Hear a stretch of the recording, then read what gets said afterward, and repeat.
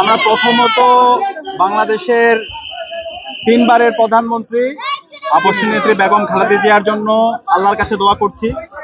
আল্লাহ তাআলা যেন দ্রুত সময়ের মধ্যে সুস্থতার নিয়ামত দান করে। সারা দেশের মানুষ আমার জন্য দোয়া করছে।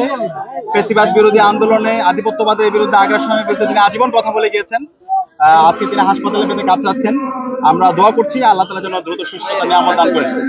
একই সাথে আমাদের এই জুলাই যে বিপ্লব হয়েছে, সেই বিপ্লব পরবর্তী আমাদের তিনটা দাবি ছিল। একটি হচ্ছে ফ্যাসিবাদী ব্যবস্থা বিলোপ, ম্যাক্স দেশের সবচেয়ে শক্তিশালী 52.5 এন গ্রেডের পিসিসি সিমেন্ট, নতুন রাজনৈতিক সংস্কৃতি বিনির্মাণ করা, গণহত্যার বিচার সংগঠিত করা এবং একই সাথে একটি ফ্রি ফেয়ার ক্রেডিবল ইলেকশন আয়োজন করা। তো ইতিমধ্যে নির্বাচনের জন্য প্রস্তুতি শুরু হয়েছে। আমরা আশা রাখবো যে নির্ধারিত সময়, সেই নির্ধারিত সময়ের মধ্যে যেন নির্বাচন সংগঠিত হয় এবং নির্বাচনটা অবশ্যই ফ্রি ফেয়ার এবং ক্রেডিবল হতে হবে। গত 3 মেয়াদে যে নির্বাচনগুলো হয়েছে, প্রত্যেকটা নির্বাচন বিতর্কিত নির্বাচন। যে তরুণ প্রজন্ম আছে 18 থেকে 35 বছর বয়সী, তারা ভোট দিতে পারেনি।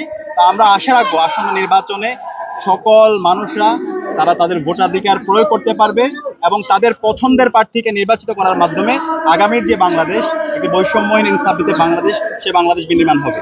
দেশে ছাত্রলীগের রাজনীতি এবং আওয়ামী লীগের রাজনীতি 5 অগাস্টে ক্লোজ হয়ে গেছে। এখন নতুন বাংলাদেশে রাজনীতি করবে বাংলাদেশপন্থী যারা আছে তারাই। সুতরাং বাংলাদেশপন্থী যারা আছে সবাই অক্ষমত আছে একটা ফ্রি ফেয়ার ক্রেডিবল ইলেকশনের ব্যাপারে। তো আমরা আশা রাখছি সকল রাজনৈতিক দল এবং অংশীজনরা এই জায়গায় সহযোগিতা করবে এবং একটা উৎসবমুখর পরিবেশে আসন্ন নির্বাচন সংগঠিত হবে এবং ভোটাররা নির্বিঘ্নে ভোট দিবে। তাদের পছন্দের প্রার্থীকে নির্বাচন করার মাধ্যমে তাদের আকাঙ্ক্ষা, তাদের প্রত্যাশা সেটা পূরণ হবে।